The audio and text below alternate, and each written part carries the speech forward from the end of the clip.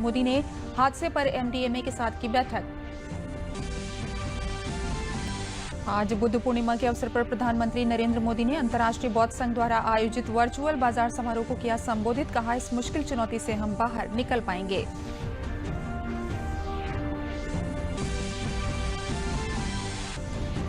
विभिन्न प्रदेशों में रहने वाले प्रवासी मजदूरों की प्रदेश के विभिन्न विभागों में लगातार हो रही है वापसी। मजदूरों को विशिष्ट कोविड प्रोटोकॉल का पालन कराते हुए रोडवेज की बसों से भेजा जा रहा है उनके घरों को।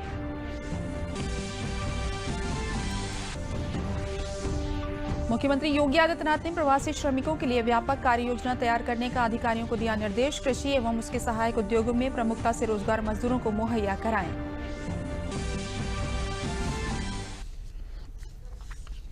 नमस्कार, मैं हूं तरन्नुम रिजवी। अब समाचार विस्तार से। आंध्र प्रदेश के विशाखापट्टनम के पास वेंकटपुरम गांव में एलजी पॉलीमर उद्योग में रासायनिक गैस रिसाव से 11 लोगों की मौत हो गई है। अधिकारियों के मुताबिक विशाखापट्टनम के पास आज एक पॉलीमर संयंत्र से स्टायरीन गैस के रिसाव ने 5 किलोमीटर के दायरे में स्थित गांव को अपनी चपेट में ले लिया। सैकड़ों लोगों को सांस लेने में दिक्कत, दूसरी परेशानियों का सामना करना पड़ा। इसके बाद लोगों को अस्पताल पहुंचाया गया। प्रभावित गांव में शुरुआती राहत कार्य के बाद एनडीआरएफ की टीम पहुंची। 200 से 250 परिवारों को बचाया गया है। कुछ लोगों की हालत गंभीर है। 3 किलोमीटर के दायरे में आने वाले लोगों को क्षेत्र से बाहर निकाल लिया गया है। एनडीआरएफ ने कहा है कि फिलहाल हालात नियंत्रण में हैं।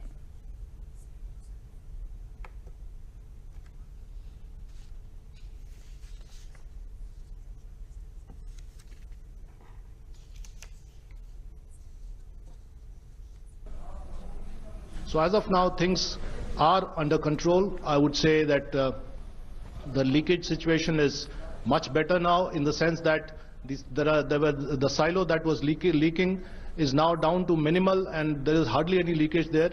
But as I say that, I also underline that we will be there till that leakage is totally plugged, and other measures to neutralize the entire chemical situation there is also being taken. So overall the situation is under control, and I think overall we can say that now it is a question of rehabilitation and treatment of the people who have been affected.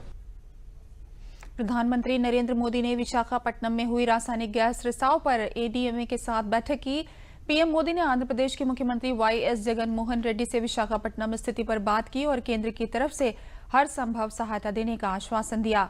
वहीं एडीएमए सदस्य कमल किशोर ने बताया कि आपदा प्रबंधन बल की रासायनिक, जैविक और विकिरण से निपटने वाली टीम को विशाखापट्टनम में तैनात किया गया है। इसके साथ ही केंद्र सरकार की ओर से सीडीआरएम की एक स्पेशल टीम को पुणे से घटनास्थल पर भेजा जा रहा है। Honorable Prime Minister chaired a meeting of the National Disaster Management Authority, which he is the chairperson of. He took stock of the situation on the ground, as well as the response that has happened so far and the response that is required from across the board. Response is something that Honorable Prime Minister took stock of. Right after that, the National Crisis Management Committee met in the chair of Cabinet Secretary and designed specific steps that we need to take to contain the effect. First of all, to ensure the safety of people who've been affected, but also to manage the emergency on the ground. प्रधानमंत्री नरेंद्र मोदी ने बुद्ध पूर्णिमा के पावन मौके पर अंतर्राष्ट्रीय बौद्ध संघ द्वारा आयोजित वर्चुअल बाजार बुद्ध पूर्णिमा दिवस समारोह को संबोधित किया। प्रधानमंत्री ने इस कार्यक्रम को कोरोना वैश्विक महामारी से मुकाबला करने, पूरी दुनिया के स्वास्थ्य कर्मियों और सेवा कर्मियों के लिए प्रार्थना सप्ताह के रूप में मनाने की प्रशंसा की और विश्वास जताया कि संगठित प्रयासों से हम मानवता की इस मुश्किल चुनौती से बाहर निकल पाएंगे और लोगों की परेशानियों को कम कर पाएंगे। प्रधानमंत्री नरेंद्र मोदी ने भगवान बुद्ध को भारत के बोध और आत्मबोध दोनों का प्रतीक बताया और कहा कि भारत इस आत्मबोध के साथ निरंतर पूरी मानवता के लिए, पूरे विश्व के लिए काम कर रहा है और करता रहेगा। बुद्ध भारत के बोध और भारत के आत्मबोध दोनों का प्रतीक है। इसी आत्मबोध के साथ भारत निरंतर पूरी मानवता के लिए, पूरे विश्व के हित में काम कर रहा है और करता रहेगा। भारत की प्रगति हमेशा विश्व की प्रगति में सहायक होगी। साथियों, हमारी सफलता के पैमाने और लक्ष्य दोनों समय के साथ बदलते रहते हैं, लेकिन जो बात हमें हमेशा ध्यान रखनी है वो ये कि हमारा काम निरंतर सेवा भाव से ही होना चाहिए। ऑल इंडिया आकाशवाणी एवं दूरदर्शन अनुसूचित जाति जनजाति कर्मचारी कल्याण संघ लखनऊ द्वारा सोशल डिस्टेंसिंग का पालन करते हुए दूरदर्शन केंद्र लखनऊ में बुद्ध पूर्णिमा मनाई गई। संघ के राज्य सचिव लाल साहब ने कहा कि भगवान बुद्ध के बताए हुए मार्ग पर चलने की हम लोगों ने प्रतिज्ञा ली। इस अवसर पर बुद्ध वंदना हुई। उपस्थित लोगों में कैलाश प्रसाद, भागवत गौड़, विमलेश, आकाश, रामानंद भारती, राम बदल सहित अनेक लोग मौजूद थे।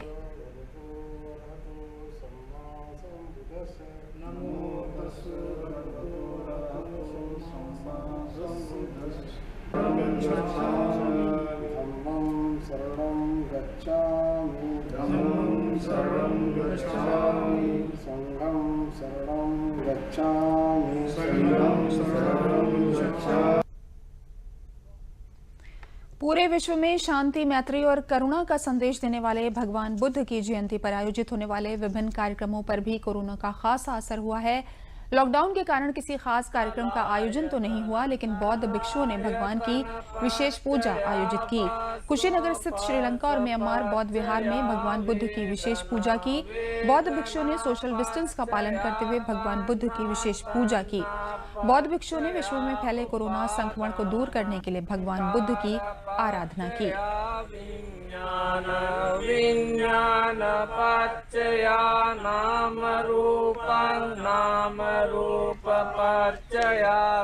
वर्तमान समय में पूरी दुनिया में वैश्विक महामारी से सारी दुनिया पीड़ित है, त्राह कर रही है।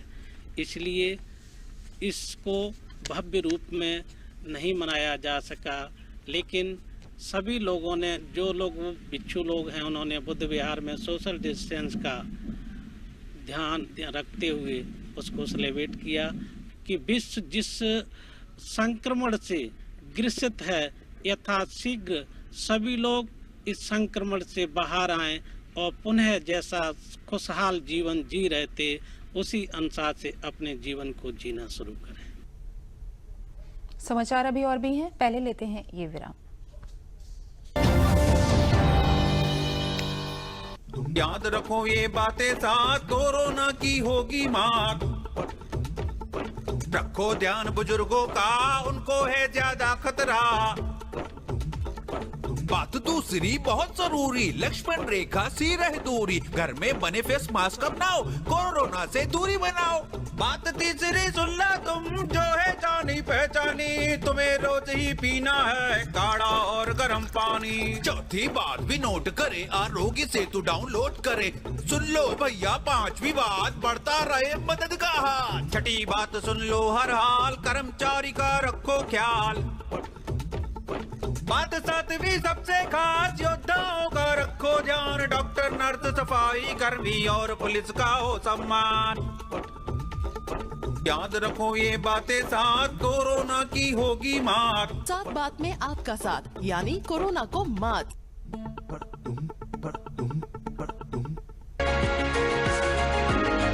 याद रखो ये बातें साथ, कोरोना की होगी मात। रखो ध्यान बुजुर्गों का, उनको है ज्यादा खतरा। बात दूसरी बहुत जरूरी, लक्ष्मण रेखा सी रहे दूरी। घर में बने फेस मास्क अपनाओ, कोरोना से दूरी बनाओ। बात तीसरी सुन ला तुम, जो है जानी पहचानी, तुम्हें रोज ही पीना है काढ़ा और गर्म पानी। चौथी बात भी नोट करे, आरोग्य सेतु डाउनलोड करे।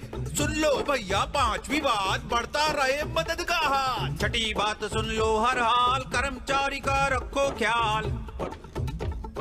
बात सातवीं सबसे खास, योद्धाओं का रखो ध्यान। डॉक्टर, नर्स, सफाई कर्मी और पुलिस का हो सम्मान।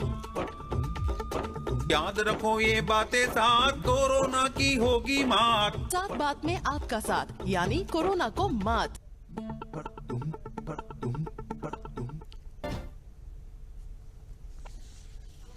विराम के बाद दूरदर्शन समाचारों में आपका फिर से स्वागत है। देश में कोरोना वायरस संक्रमण के सक्रिय मामलों की संख्या की बात करें तो 35,902 पर पहुंच गई है। वहीं उपचार के बाद स्वस्थ हुए मरीज 15,266 हैं।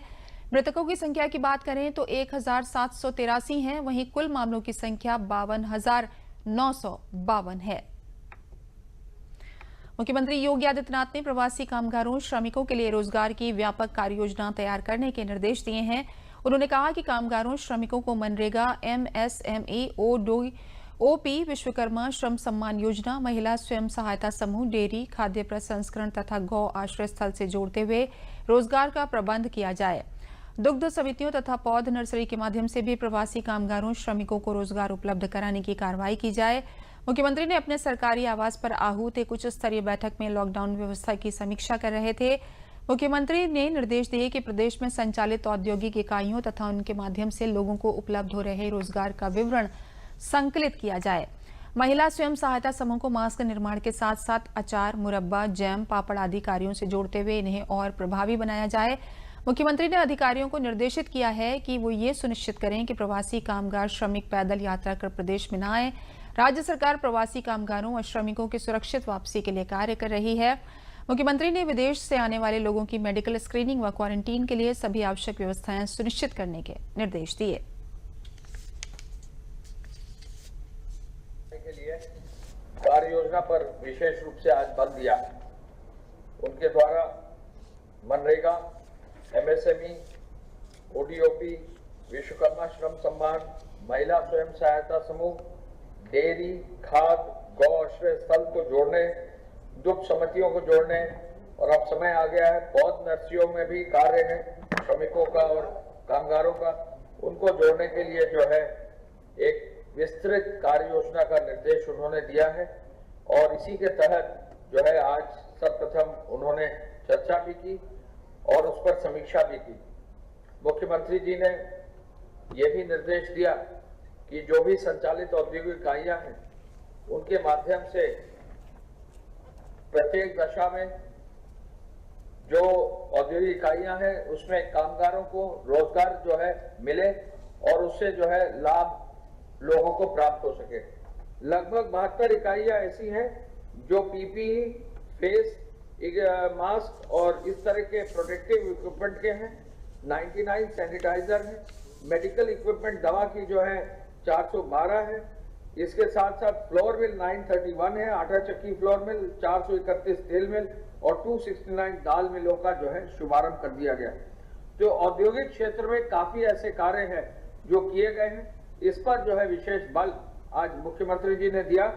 मुख्यमंत्री जी ने पुनः आज इस बात पर बल दिया कि जो प्रवासी कामगार हैं वो पैदल न चले, उनके लिए निश्चित विस्तृत एक व्यवस्था पूरे प्रदेश के कामगारों को लाने की गई है।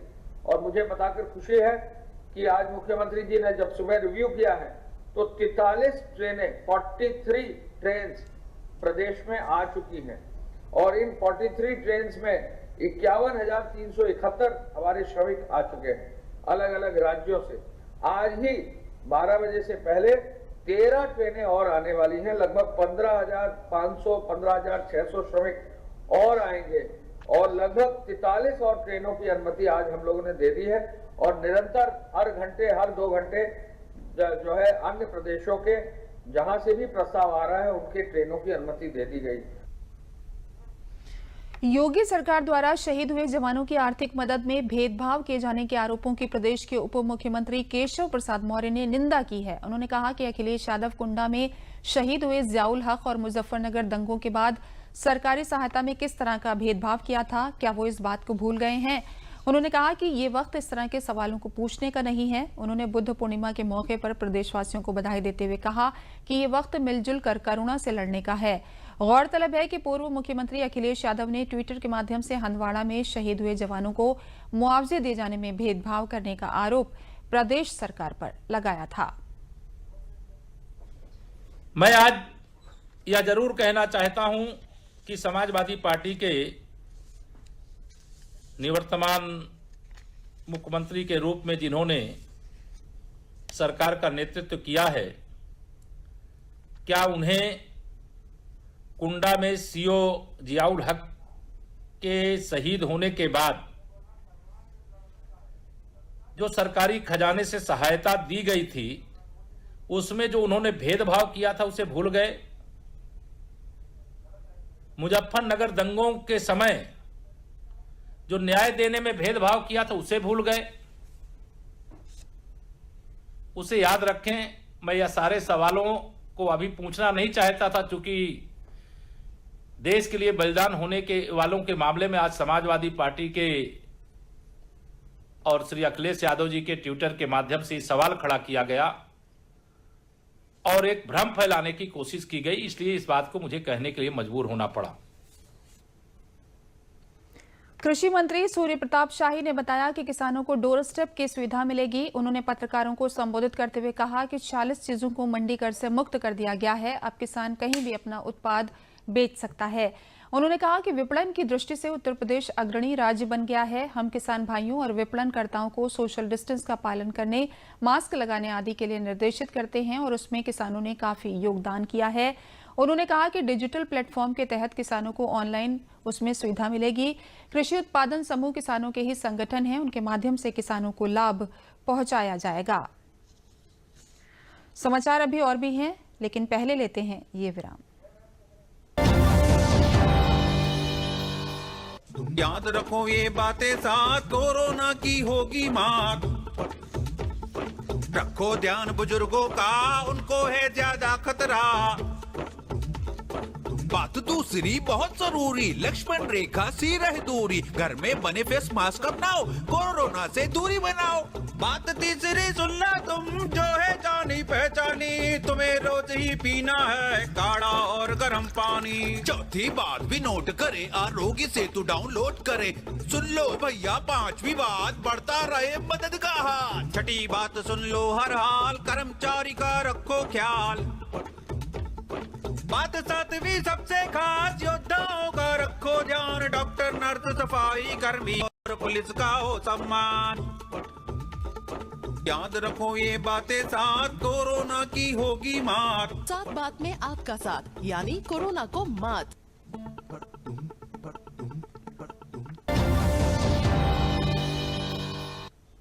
विराम के बाद दूरदर्शन समाचारों में आपका फिर से स्वागत है। वैश्विक महामारी कोरोना कोविड-19 के लॉकडाउन के दौरान सरकार की पहल पर आज आजमगढ़ जंक्शन पर पहली श्रमिक ट्रेन पंजाब के जालंधर से प्रवासी मजदूरों को लेकर पहुंची।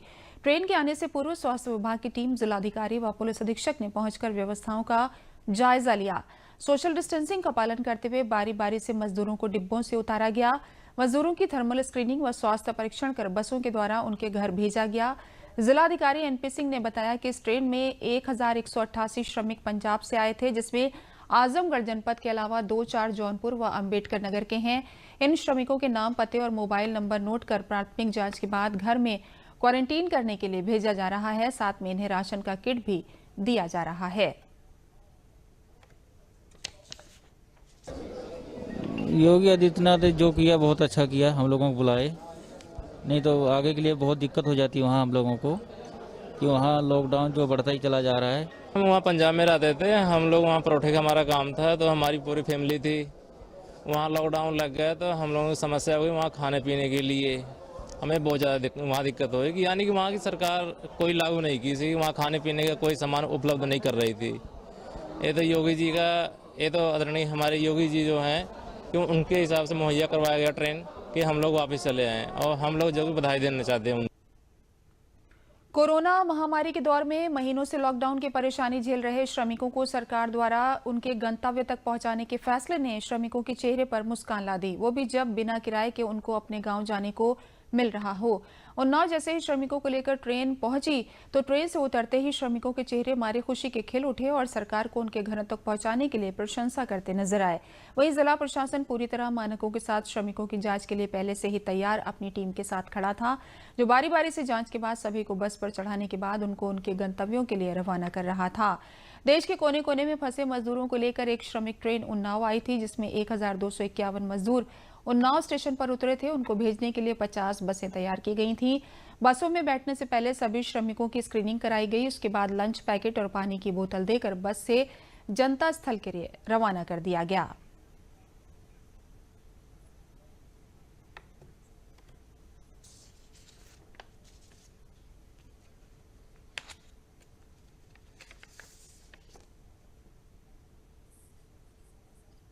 सब कुछ अच्छा रहा, कोई प्रॉब्लम नहीं हुआ। वहाँ से हम कब हालोल से निकले तो हमें बसों से गोधरा पे लाया गया और वहाँ पे बस में ही हम लोगों को टिकट दे दिया गया है। और उसके बाद फिर वहाँ पे अच्छे से लाइन वाइज जैसे अपना डिटेंस करके बैठाया गया और वहाँ पे खाने के लिए और पीने के लिए पानी सब कुछ दिया गया और अच्छे से ट्रेन में हमको बैठाया गया और यहाँ पे पहुँचा दिया गया है। सुविधा तो अच्छी रही, फिलहाल जैसे हुआ सब अच्छा ही हुआ। वहाँ हमें स्टेशन पे लाया भी गया, खाना पानी भी दिया गया और सुरक्षा के साथ बैठाया भी गया। यहाँ योगी सरकार व्यवस्था अच्छा है कि हम लोग को लाया गया। हमारा सरकार ये अच्छा है कि हम लोग को यहाँ व्यवस्थित लाया जा रहा है, नहीं तो दूसरा सरकार होता तो ऐसा नहीं लाया जाता। हम लोग को बहुत बढ़िया से लाया गया। योगी सरकार जिंदाबाद। प्रदेश में अब तक 7 लाख से अधिक प्रवासी मजदूरों को वापस लाया गया है। हर प्रदेश से जहां उत्तर प्रदेश के मजदूर काम कर रहे थे, उन्हें ट्रेन के माध्यम से वापस लाया जा रहा है। प्रतिदिन प्रदेश में 25 से 30 श्रमिक ट्रेनें आ रही हैं जो मजदूरों को वापस ला रही हैं। रेलवे स्टेशन पर इनकी प्रॉपर जांच होती है, उसके बाद इनको लिस्टेड किया जाता है, फिर इन्हें बसों में बैठाकर इनके गृह जनपद को रवाना किया जाता है। जो सूची यहां तैयार की जाती है उसे संबंधित जिले के जिलाधिकारी को भेज दिया जाता है। वो भी इन श्रमिकों की जांच की जाती है। यदि किसी ने कोरोना के लक्षण किसी में दिखाई पड़ते हैं तो उन्हें चिकित्सकीय सुविधा के लिए भेज दिया जाता है। शेष लोगों को होम क्वारंटाइन करने की व्यवस्था है। लखनऊ में एर्नाकुलम और बड़ोदरा से आई ट्रेन के मजदूरों ने बताया, सरकार ने उनके लिए पर्याप्त व्यवस्था की है, जिसके कारण वो अपने घर पहुंच पा रहे हैं।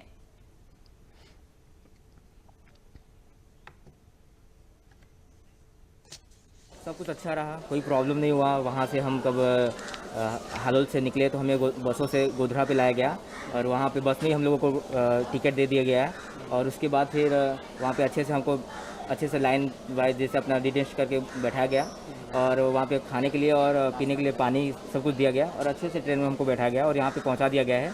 अब आगे क्या होता है वो तो अभी हमारे यहाँ की जो सरकार है वो देखेगी। गुजरात के सूरत से 1200 प्रवासी मजदूरों को लेकर स्पेशल श्रमिक ट्रेन बांदा रेलवे स्टेशन पहुंची। ट्रेन में चित्रकूट धाम मंडल के चारों जनपदों सहित फतेहपुर जनपद के भी श्रमिक बांदा पहुंचे। ट्रेन में 975 मजदूर बांदा के व अन्य दूसरे जनपदों के थे। बांदा पहुंचे सभी श्रमिकों की स्टेशन में ही थर्मल स्क्रीनिंग करने के बाद उन्हें बसों द्वारा उनके गृह जनपदों में बने अस्थायी आश्रय केंद्रों में भेजा जा रहा है। मजदूरों का कहना है कि यहां पहुंचने के लिए उन्हें 600 रुपए किराया चुकाना पड़ा है।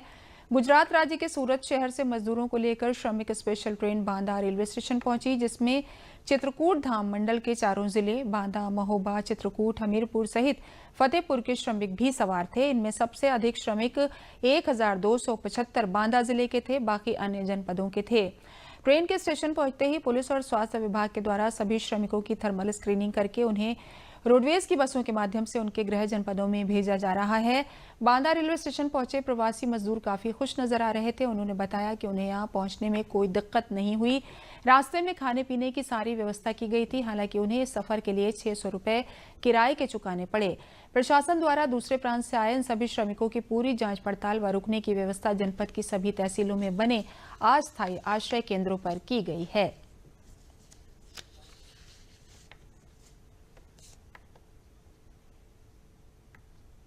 मैं सूरत से आया हूँ, अतर्रा जा रहा हूँ। सर दोनों तरफ की व्यवस्थाएं मुझे तो बहुत सही लगी। जिस तरह से मैं आया हूँ तो सुरक्षित आया हूँ। अब बस घर पहुँच जाऊँ तो और सुरक्षित हो जाऊँगा। सरकार की तरफ से बहुत अच्छी सुरक्षा रही। कुल 1220 लोग हैं जो सूरत से आए हुए हैं, जिसमें जनपद फतेहपुर के, जनपद महोबा, जनपद हमीरपुर और जनपद चित्रकूट एवं जनपद बांदा के हैं, जिसमें करीब 975 जनपद बांदा के हैं और बाकी सब दूसरे जिलों के हैं। ये जो अदर डिस्ट्रिक्ट के हैं वो अपने ज़िले में जाएंगे और हमारे यहाँ के जो हैं हमने तहसील वाइज व्यवस्था कर रखी है। ये सभी लोग तहसीलों में जाएंगे जहाँ पर आश्रय स्थल बना हुआ है, वहाँ पर इनका पूरा डिटेल हम लोगों के द्वारा भी नोट किया जाएगा और तत्पश्चात इनको एक बार वहाँ पर फिर स्क्रीनिंग होगी और तत्पश्चात इनको होम क्वारंटाइन में अपने घरों को भेज दिया। कोरोना महामारी की परफेक्ट लड़ाई में वाराणसी बीएचयू के आईआईटी के प्रोफेसर डॉक्टर मार्शल ने एक नया मास्क बनाया है, जिसको लगाने पर इसके ऊपर आने वाले बैक्टीरिया या वायरस जिस भी तरह के हों वो इस पर आते ही खत्म हो जाते हैं। ये मास्क 5 परतों का है। सबसे ऊपर की परत कॉपर के नैनो पार्टिकल से कोटेड परत होती है। उसके ठीक नीचे की परत सिल्वर नैनो पार्टिकल से कोटेड होती है। उसके बाद 5 mm का फोम का परत होता है तथा बाद के 2 परत कॉटन के होते हैं जो कंफर्ट महसूस करने के लिए होते हैं, जिससे कि आपको मास्क लगाने में कोई दिक्कत न हो। जहां पर कोरोना का ज्यादा फैलाव होता है या ज्यादा मरीज होते हैं वहां के लिए मास्क उपयुक्त है, क्योंकि उस जगह पर काम करने वाले स्टाफ, डॉक्टर या कोरोना योद्धाओं को ज्यादा समस्या होती है संक्रमित होने की। लेकिन इस मास्क के लगाने से किसी भी तरह का संक्रमण अंदर नहीं जाने पाता।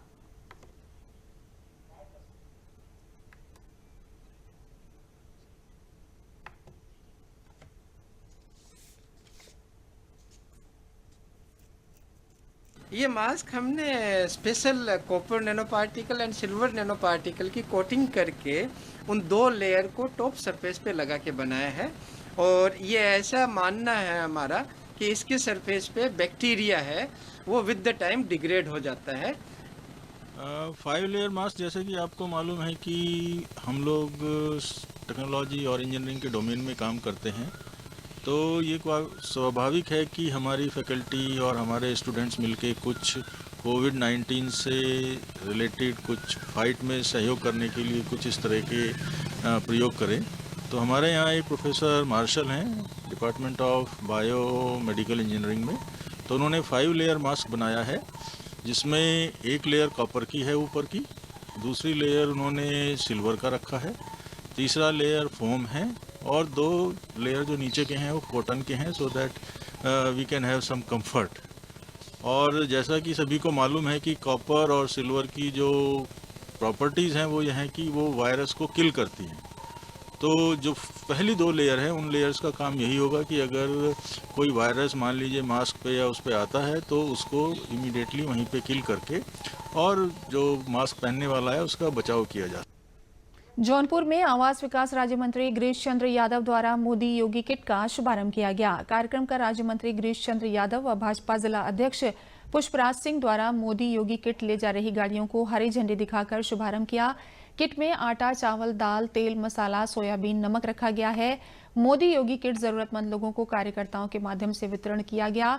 3 चरणों में उक्त किट का वितरण राज्य मंत्री द्वारा किया गया। कृषि भवन, गोकुल घाट और नगर पालिका के टाउन हॉल पर जरूरतमंद लोगों को वितरित किया गया। और अंत में प्रमुख समाचार एक बार फिर।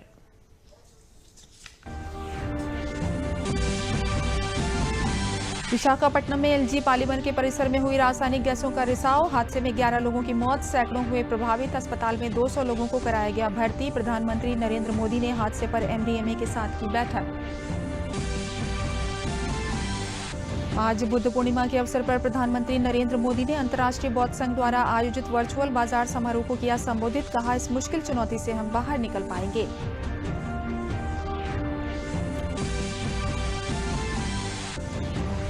विभिन्न प्रदेशों में रहने वाले प्रवासी मजदूरों की प्रदेश के विभिन्न भागों में लगातार हो रही है वापसी। मजदूरों को विशिष्ट कोविड प्रोटोकॉल का पालन कराते हुए रोडवेज की बसों से भेजा जा रहा है उनके घरों को।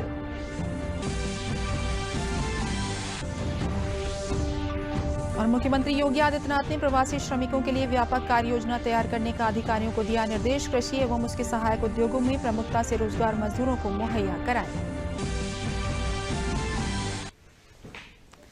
इसी के साथ समाचार समाप्त हुए। नमस्कार।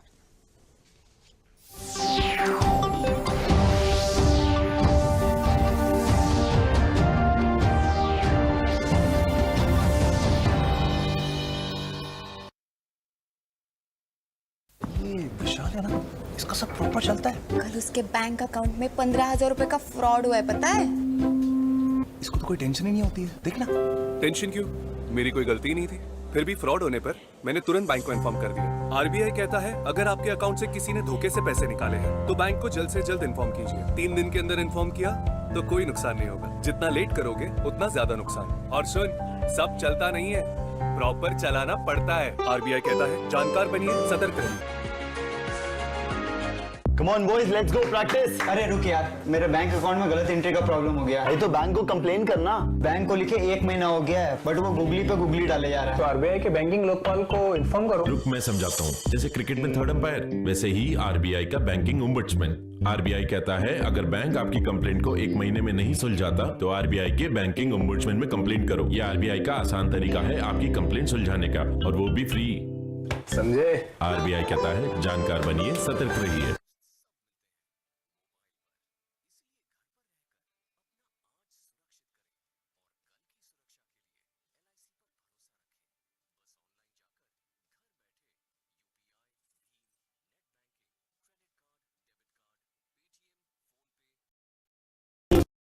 साथ निभाना है, दूर रहकर भी सबको